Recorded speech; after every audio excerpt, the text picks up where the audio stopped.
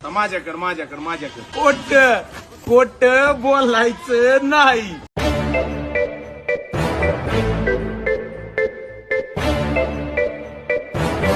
जय सेवाला तो मग काही आज जाण पाऊण किलो बोटीला ती चिकन आणि वन मॅग्नेट करून रकाडी ती मग मॅग्नेट करेल म्हणाच व्हिडिओ लेवा ती